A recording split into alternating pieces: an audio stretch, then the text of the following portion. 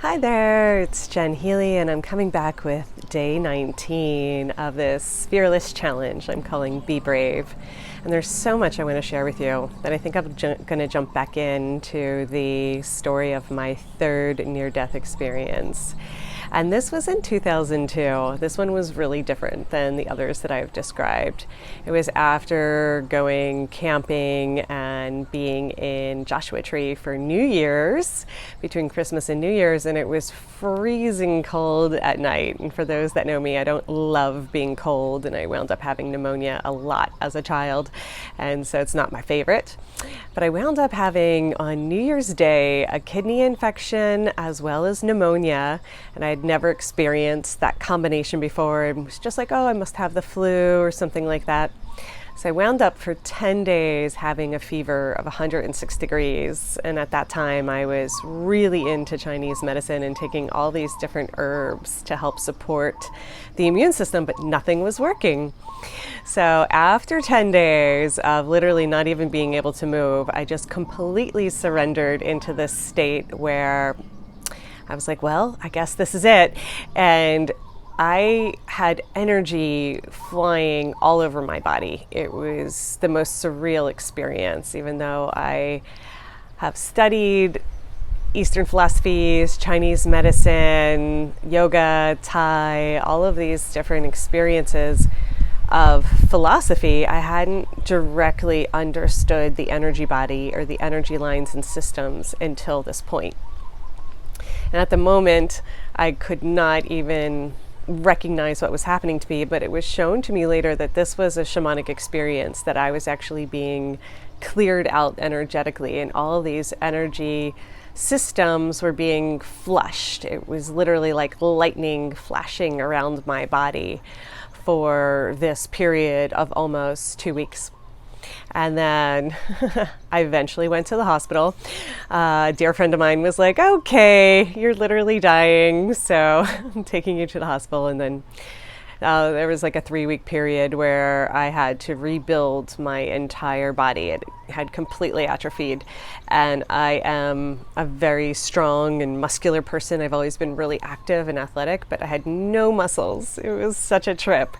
In that 3-week period, all of my muscles had completely atrophied. So I was having trouble even walking up steps. And Spirit kept saying to me, use your bones, use your bones. And I was like, what in the world are they talking about? What do you mean use my bones? And they were redesigning my system so I wasn't focused on using muscular energy so much, but like more coming from Tai Chi or Qigong, that the bones hold the prana. And so I started working differently, I started moving differently, and became, in my eyes, less muscular and less focused on muscles as strength, and that the strength and energy came through the bones. So after having this experience, I was fascinated with shamanism and shamanic healing. So I spent many years, I spent about 5 years really focusing on shamanic healing and understanding the energetic body, not just from this relationship to the physical, but what I was clearing out on the mental, emotional, and psycho-spiritual level, because these are all interconnected. And it was like dumping the files or getting a lot of that charge off the system that is actually inherited and passed down through the DNA.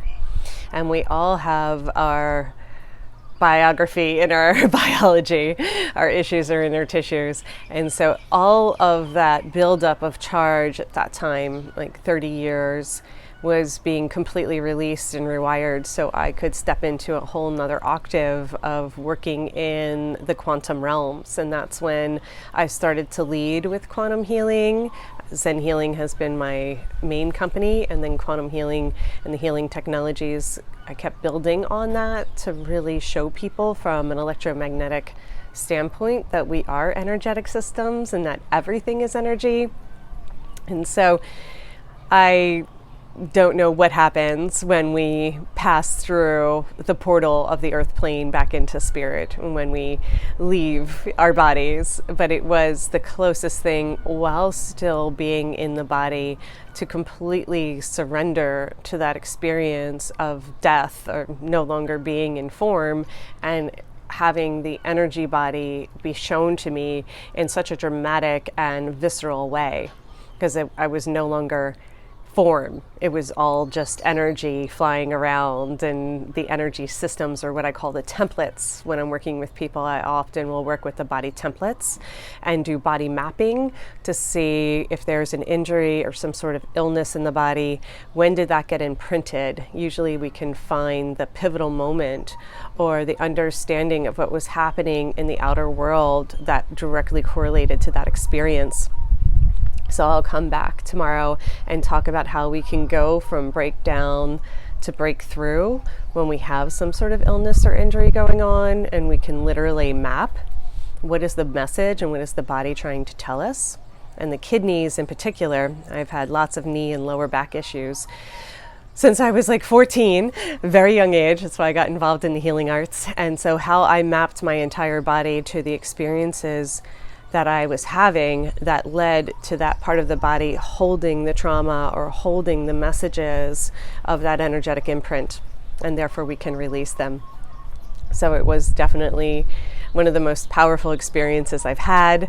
I had another shamanic awakening in 2007 when I went to Tibet, and I literally felt, I have Tibetan on my back. I've been just so passionate about Tibetan Buddhism and their whole culture my entire life, and I got a chance to go there and teach yoga in 2007. And I literally felt this antenna lift from my crown of the head up, like I was plugging in, because it's one of the highest points on the earth. Like I was literally plugging in to a whole new a whole new signal.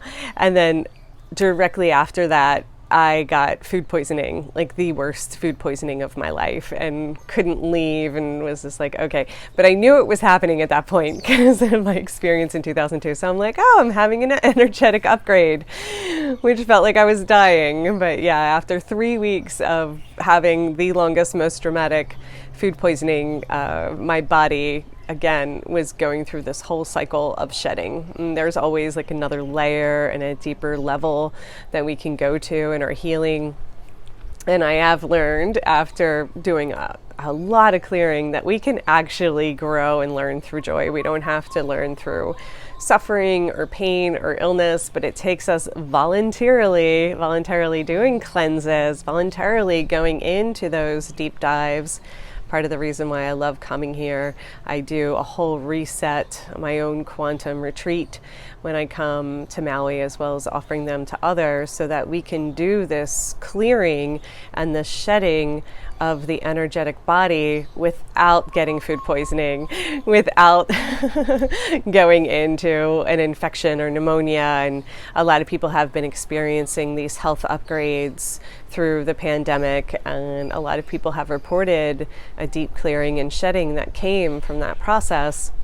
But I also feel like we can actually do it joyfully, we can do it deliberately and consciously, and it is really important to choose to learn through joy instead of to learn through that kind of suffering and loss. So that's my share for today. I wanted to talk about that third near-death experience. Yeah, that was over 20 years ago. Life-changing, and that actually is what birthed the energetics program with the quantum healing and the work that I do with the shamanic energetics and that kind of awakening. It is all available to us. And if you've had an experience like that looked like a major illness or tragedy, it's actually good to revisit it and look at it like, what was being upgraded? What was I releasing? What was I letting go of in order to become more of who you truly are? I'll be back tomorrow talking about that body mapping, injuries, illness, and going from breakdown to breakthrough. Thank you for listening. Aloha.